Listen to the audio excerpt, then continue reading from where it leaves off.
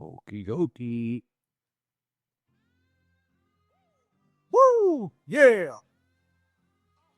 Uh-huh. Get your return on investment. I wear my DMX DMX goggles. Yeah. I mean, this is like the white... Is that DMX to though? No, but it's like a guy... This is Malibu's Most Wanted. That's what this guy sounds like. Yeah. Maybe. I don't know. He's not real, so... Can be whatever you want him to be in your mind. So he is. So I'm right. Yes, you're right. I'm going to do this like a chick. Yeah, see, I'm right. Right. Because I can't be proven wrong. I'm right. I was telling a friend, hey, maybe underthink like dudes. It's much, much better life. Uh-huh. Yeah. Not everything you think is right. Well, before this turns into No Ma'am from Married with Children Club. You know, we can only call that shit out because we empathize with that play. Welcome to ROI podcast, because this is the #1 comedy business podcast in the world. Sometimes we talk about emo stuff like that. Oh, yeah. Are we going to get into it? Nah. Oh, come on. No. It's too fresh. Okay. Fresh wounds. But I'm going to go ahead and just point out the echoiness. That's my bad. Well, we can ripping up the floor in the studio. We can fix it in post. We got some tools. Well, hey, man, we should tell everybody, because I like giving resources out. I'm the Suze Orman of digital resources. That's what I want to be. What? Yeah. Adobe has a podcast audio enhancer. It'll take out background noise. We have a little buzz I can hear right now that we had 2 episodes ago, or an episode ago, that it took out. Might be your headphone. No. When I listened to it later, one of the previous episodes we did. Oh, okay. This is definitely the kind of entertainment people want to hear. Well, I'm just saying, if you have audio, you need to clean up. It's for podcasts, they say, but you could probably use it if you had audio you needed to clean up, like in a loud room or a conference or, any kind of meeting or something. You can. Right. But I just like the easy, drag and drop it in, boom, it comes back out 5 minutes, you're good. Yeah. AI is great. Well, so far. But like AI, the LLM, those language learning models of like GBT and Claude and Perplexity. Large language. Excuse me. What did I say? Learning. Used to. Whatever. Doesn't matter. Rewind. There's too many acronyms in my head, or abbreviations, but it's one of those things where it's a whole to do.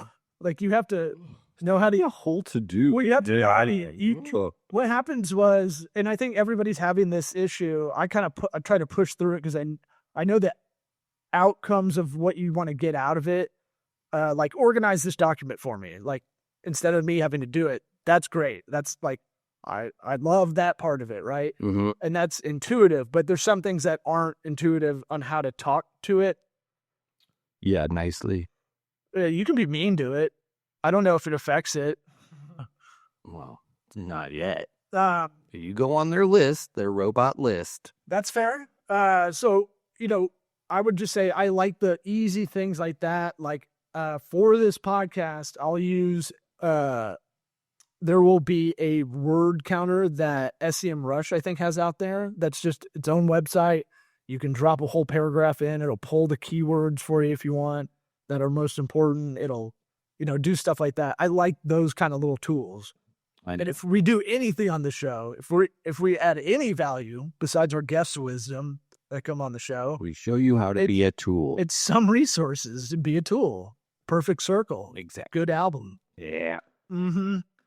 I don't know if I want to get into the fantasy football stuff. I know. I mean, I thought we were going to talk about something else. I'll tease it. Well, you and I off air were bitching about TikTok and how I don't think either of us really like it.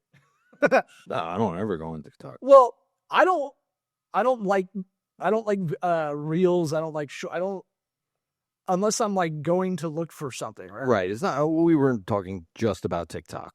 But I mean, every Instagram, time Facebook, Reels. When I open those apps, it's like abrasive with the video. It's like and sometimes the sound is like way high, like an old TV commercial where the audio is like doesn't. That still happens. Right. And it's like when I open up those apps and it goes right to video, it's like, oh, and I'm usually already listening to something. Right. I've realized that's on me a little bit as far as like, I'm not, people send me videos. I'm like, I'll get to that later. And I just never, I know it a lot of the time, but that's not because I didn't want to watch it. And I do like that people will send me stuff. They go, oh, they're thinking of you. They go, oh, it's nice. In general, to me, the interface is just a pain in the ass. Hey, did you see the videos I sent you? Oh, you sent more than one? Oh my God. Gotta back out. Gotta go back in. Like, it's just stupid. And then I might be a comedy snob at the same time. Exactly. And so this isn't funny. It isn't funny. Why are you sending me out? And then, so I was kind of thinking about it when we talked about it like last week, just kind of shooting the shit. And I was like, why does TikTok kind of annoy the shit out of me? And part of it, once I found out that the Chinese algorithm for their people is wildly different than the one over here, I think that was my trigger point to go, I don't want to be on that. That, and at the same time, my mom friends that are like our age in their 40s, they were telling me they're wasting 2 hours a night on there. Yeah. Every night. Yeah. And they're like, I'm so addicted. Like when it was really popping, like, 21, I don't know, 22. We're not the first movers on this, but the laggard older people. Yeah. And so like, I was like, I don't want that. I don't have enough time. I feel like. But you're acting like the TikTok algorithm is that much worse than any other social media algorithm. They're all doing the same thing. Well, I think they do. I think they do it the best. It seems like, because it seems like, yeah, maybe. I don't know, man. Just from general chatter I hear in my life, but also when I listen to a dickload of comedy podcasts all day because marketing work is like, once you know how to do it, you can kind of be on autopilot a little bit. And so it's one of those things where the chatter is like, they got it dialed in. They got you screwed in, buddy. And that's really, they're the best at it.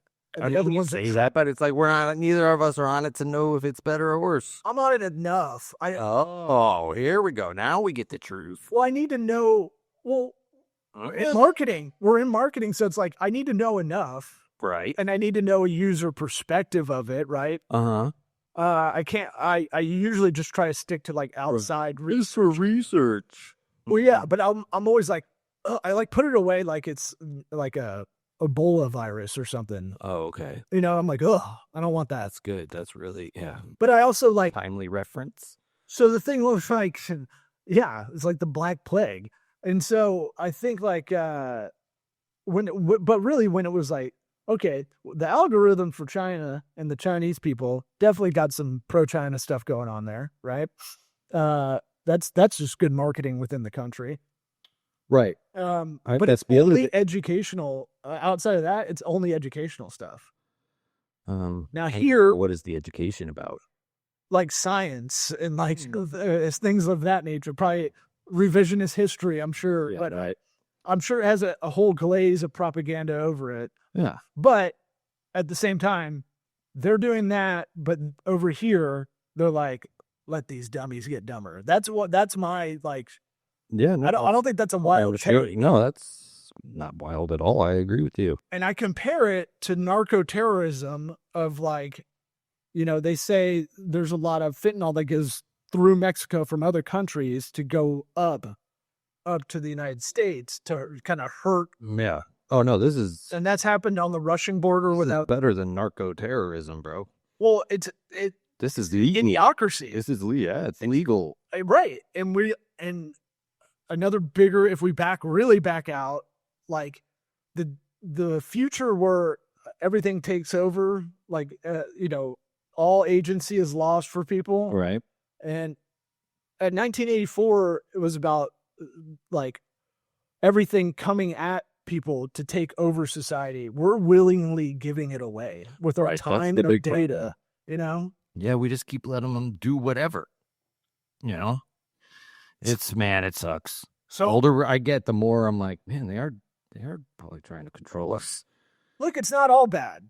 But as our buddy and all-star guest, Dean Akers, who's come on, I'm surprised when we had breakfast the other day, he didn't bring it up, but because I think he's brought it up every breakfast we've had the last, 2 years. He goes, you know what the new cigarettes are? And I'm like, what? And he's like, it's the phone. And I'm like, I know. That one I actually can answer. Right. When he's a teaching, he's a teaching kind of mentor. Yeah. So like when Dean comes on here and he'll ask us questions and then we get all nervous and try to think of the right answer and then one of us gets it right and the other gets it wrong. He does the same thing at breakfast and we act the same way. In real life, he's no different. Yeah, we act the same way too. And so he keeps score. But that's like his favorite, kind of angle, and he's right. Because he was telling me people were wasting 2 hours as well. And I was like, whoa. I mean, he looks up that stuff. Yeah, that's not even now. I thought that was obvious. Is it all bad? No. It provides entertainment for people, right? Right. You can get information from it. I just don't know how. I feel like we talk about with news outlets, we'd be doing a lot more work to figure out if this thing on my feed is actually true. But most people don't take that extra step, including myself. And a lot of the times just go, oh yeah, that's okay. Right. Just move on. Right. I think the most annoying dances. I didn't even get to that. Dances, they're not as annoying, I don't think. The food. Try this viral recipe. First of all, why are they throwing the word viral into all the food? You're right. It's viral, whatever chocolates, like ew.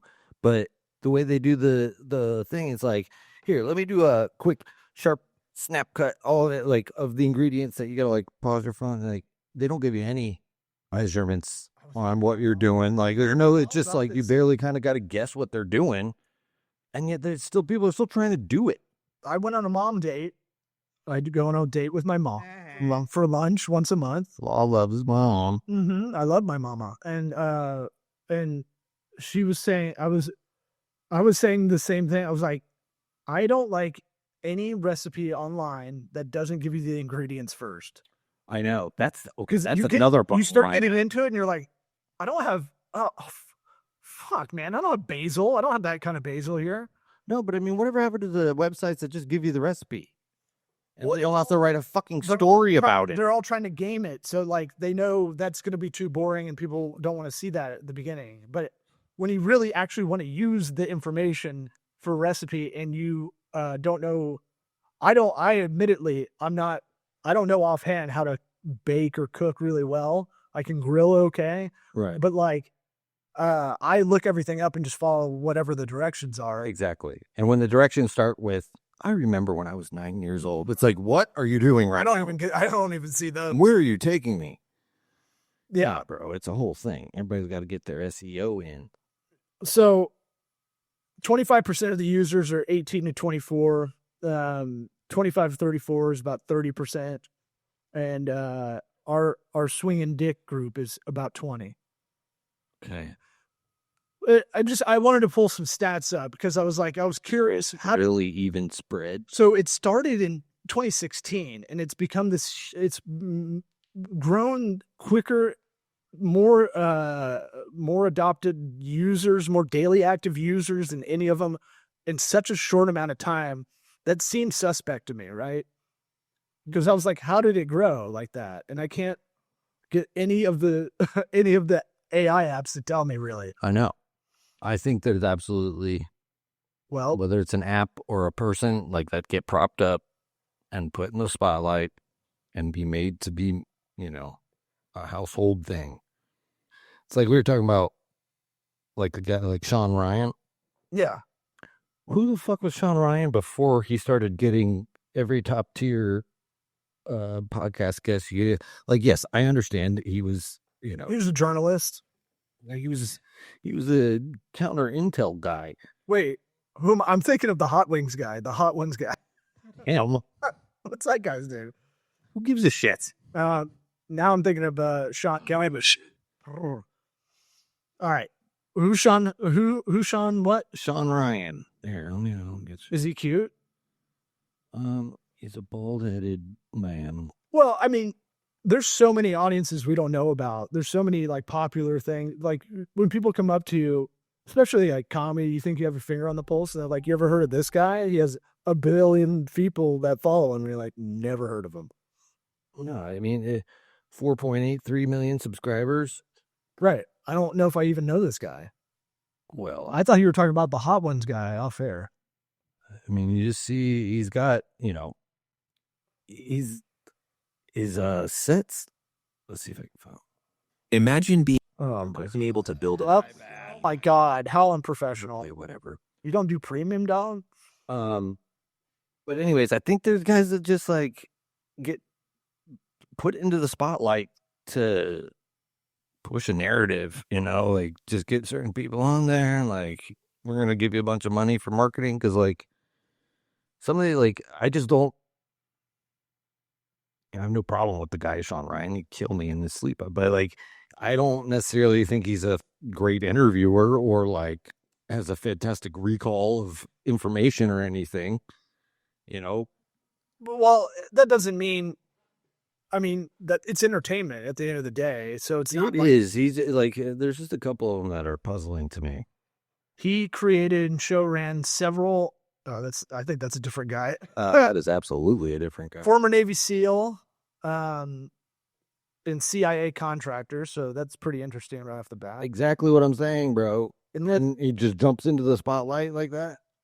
no, okay. So there are, if you're talking about like podcasts where there's like, how did these podcasts land on the top 10 list? It's like they have PR for that now. It's like you pay to get on that shit. Sure, I understand that. I'm just saying there's certain ones that I hear them and just the way they are, it's very fishy.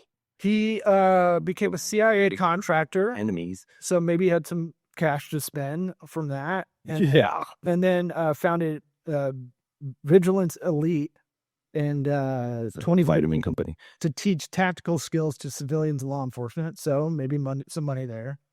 If you have money, you can get that many people even if you suck. Well, anybody who's been in the CIA, but not us. We're doing it lean on purpose, right? yeah. So No you got or even. It's for this is brought to you for viewers like you. Remember I don't have that. the PBS stuff. When they play that, get damn. Sure, that's the right sound. Where they go, this TV show, this program is brought to you by, and they give a bunch of. Oh, I got it. I got the reference. And then they'd say viewers like you at the end. Yeah, I know. Did you get it? Yeah, I still get it. Still get it. I tried to get back to TikTok. I tried to get the list of words that will demonetize you or give you. Let's read those aloud. I wanted to. That was what I was going to do. I was just going to start reading them with no segue into it. But I can't get them. I can't get a list of them.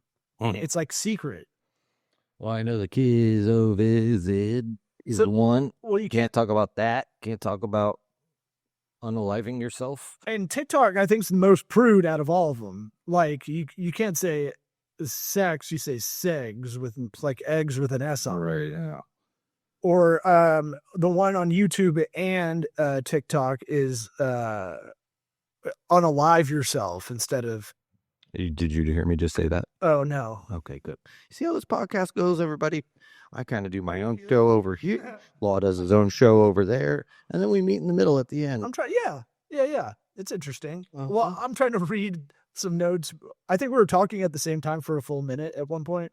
When? Today? Just a couple minutes ago. Okay. Very possible. So what I don't like about that is like self-censorship of stuff. But, it's not all bad, I guess, because there's so many kids that have accounts and they're on there. The dances have never like, unless it's like a bunch of people, I'm never like, wow, what a cool dance. Exactly. I think it's interesting. I think I respect like a dance group that does something pretty, difficult. But Synchronized. I feel like that is a female thing big time. Is like, I gotta dance. I got it in me, right? Right. I don't know. I've been calling misogynist lately, so I'm just gonna lean into it. Go for it. Yeah. No, I'm saying like that. Okay, so group dance moves. I'm gonna go with horoscopes and like astrology. These are all things I don't know a straight man that is into any of this. Yeah. In drag queen shows. Yeah. Well, people are like, it's hilarious. And you're like, a half second, maybe. I don't know. At best. Okay. One straight male that enjoys any of those three things. Okay, well, hold on. On the drag shows, there is an element that can make it fun. That is, if you have another dude in your group who's very uncomfortable with the situation. Sure. And we obviously let the drag queens know this. You tell them, hey, focus in on him. Yeah. It's going to be funny for everybody. But I give you credit for you having the friend bringing that friend or making that friend go kind of thing. Right. I'm not, I don't know. It's just like, I mean, it's not like I came up with the idea. I'm saying like, if you're forced to go, you can make the best out of it. Yeah. By making your friends uncomfortable. Yeah. At the same time, like, dudes, I try to be open to those kind of things when they're brought up. I try not to just shut it down kind of right away, you know? What kind of things? Stuff that has zero interest to me. And I extrapolate it out to, I'm like, do I know any men that like actual men that like this stuff? Yeah. Straight guys like myself, but yeah. Comparison is the thief of joy. So try to be open to it. I don't know everything. And there might be a funny drag show out there. Yeah. But again, I'm not trying to go to a drag show. I'm just saying if you're forced. Well, I've been to a lot of drag places because of comedy, and it's like I've seen it. You're gonna open with Liza Minnelli, and you're gonna close with Cher. I don't get it. I don't get how it's so much a thing. So, what else did I have on here? Look, we don't even have a TikTok account for this podcast, which is pathetic. So hopefully this will help. Here's one thing I found that was interesting. There was an entrepreneur trader that followed all the comments on TikTok to find trends before people on Wall Street could find out about them. So he would spend 4 hours every night analyzing comments to find out what people were talking about. Okay. And then he would find that trend and he put a trade in on that company before it really popped to like older Wall Street people, and he fucking crushed it. Guy's name is Chris Camillo, from Texas, and he turned $84,000 into $42 million by just finding trends before they really popped to the general public, the older public. You know. Yep, but I see that he turned $84,000 into whatever. No, I mean that's just like what's his face. Here's a good example. So, Hollywood Insider predicted Margot Robbie the Barbie movie, right? So he sees all the TikTok comments about the Barbie movie buzz. He puts a bunch of trade on Mattel stock because it's gonna go through the roof because it's gonna be a legit movie, right? And crushes it with that kind of thing. I think Ozempic was another one, or one of the weight loss drugs when people were starting to do that and talk about it. It doesn't seem like 4 hours a night is necessary for that. Well, obviously he's obsessive about it, but it was one of those things where, where did I go? It was obviously like obsessive. And by the way, slime was the other one. That's like genius. He was reading comments. I doubt he did it 4 hours a night, by the way. That's what I'm saying. 4 hours a night. I didn't vet this whole 40 minutes a night, maybe? I didn't vet it out, and I'm sure he figured out how to get a bot to sweep and look at all this stuff. But kids obsessing over slime, and then so he bought a bunch of Elmer's glue stock, like shit like that. That's pretty awesome. Why is that? Because that's what makes up slime. Oh, a lot of that. Okay, but they're using it for glue. No, Elmer's glue is one of the ingredients in slime. But they're not making the glue. They're not taking Elmer's glue and making slime out of it. A lot of kids were making it at home. Oh. Yeah, including my own kid. I see. And then I had to have a no slime rule at my house. Yeah, none of the parents like the slime. Fuck that shit. Well, it gets everywhere. It never comes off. yeah, it's like Slimer from Ghostbusters. It leaves like residue everywhere. Mm-hmm. Snail trails. Yeah. Yeah. Fucking first. Oh, but have I brought this up? Ghostbusters.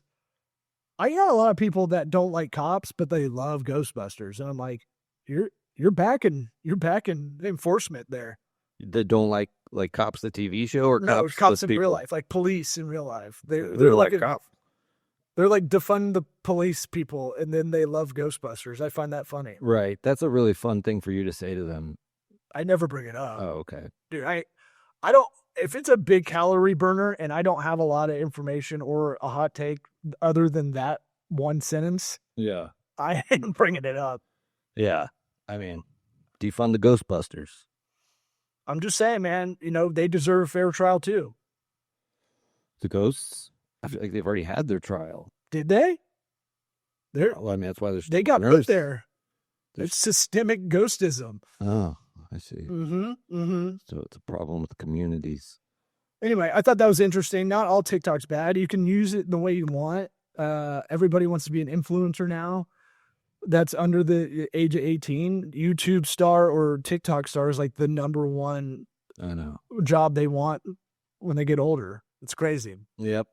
All right. I didn't Nobody think has any foresight to say, hey, we can't all be influencers. Hey, Eric, I didn't think we were going to talk that much. I thought we were going to have a short episode. I know, but I knew we would just gab like gals. I got one more thing, and then we'll get out of here. And I'm going to open source it to everybody. So if you made it, I'm going to Shawshank Redemption you. If you made it this far, why don't you come a little bit further? What?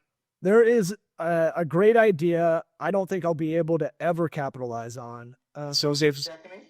Like my Cuban coffee drive-through idea. That's the one joke that I thought of when you're like, that's not my bits on stage. What's the name of your Cuban drive-through? Hmm? What's the name that you give it? Oh, that's the food truck joke? Whatever it is, the 2 cups. Yeah. My point is that came into my mind when you're like, I don't really do a lot of dirty stuff. Or shock value stuff. Yeah, well, it's tough to shock people, number one. You have to go so extreme. That's why it felt out of place. And then this is a conversation we had off air. It was? Yeah. About a set I did.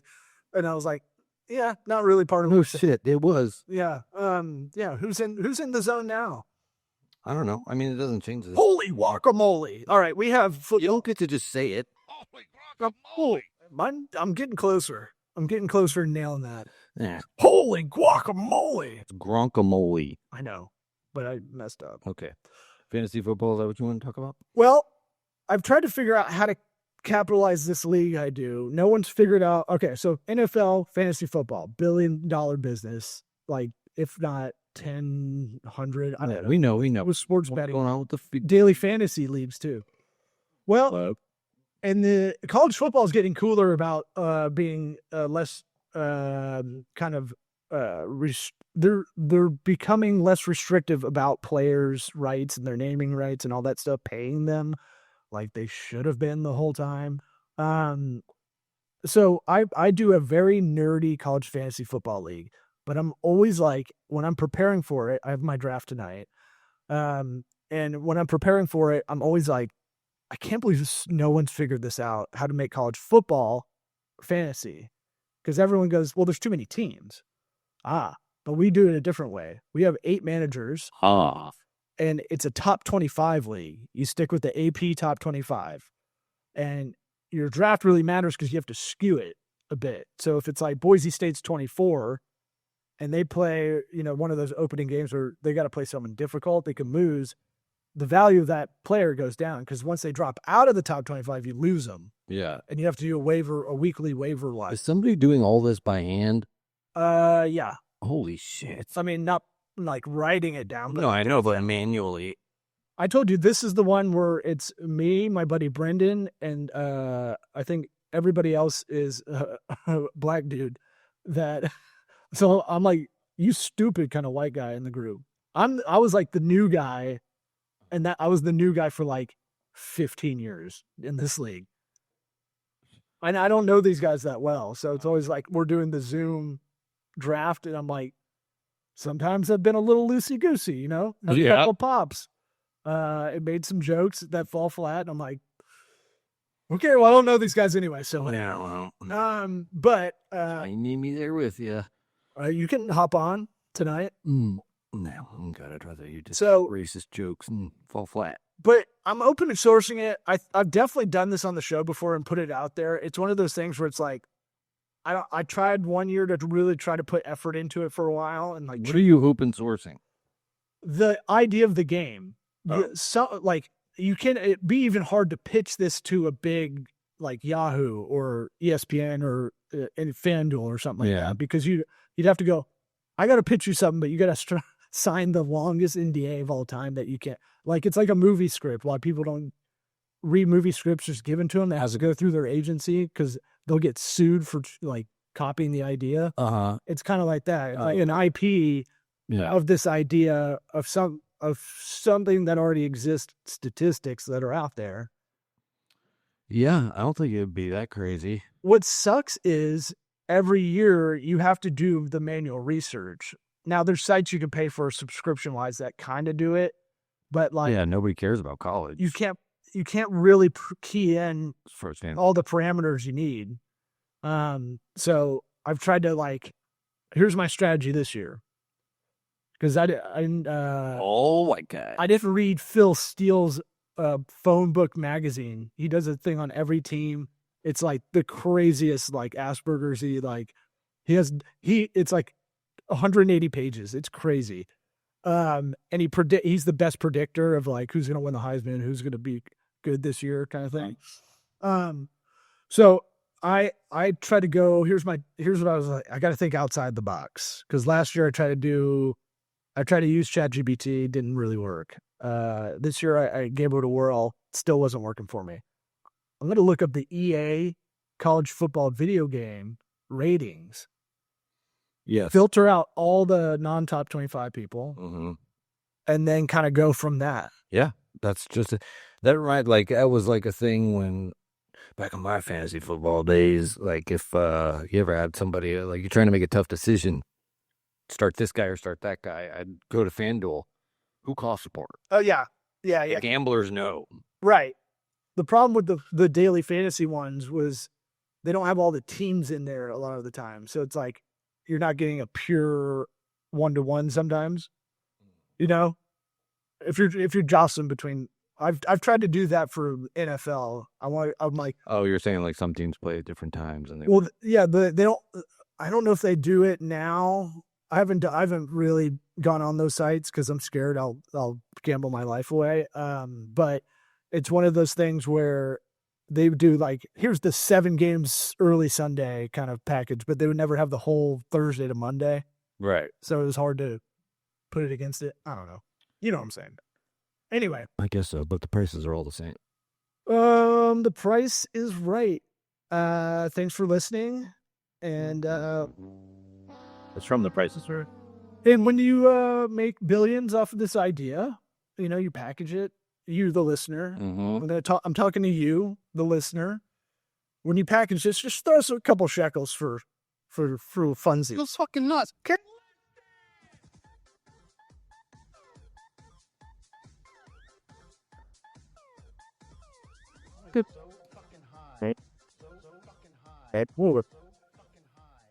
Yo, I'm done.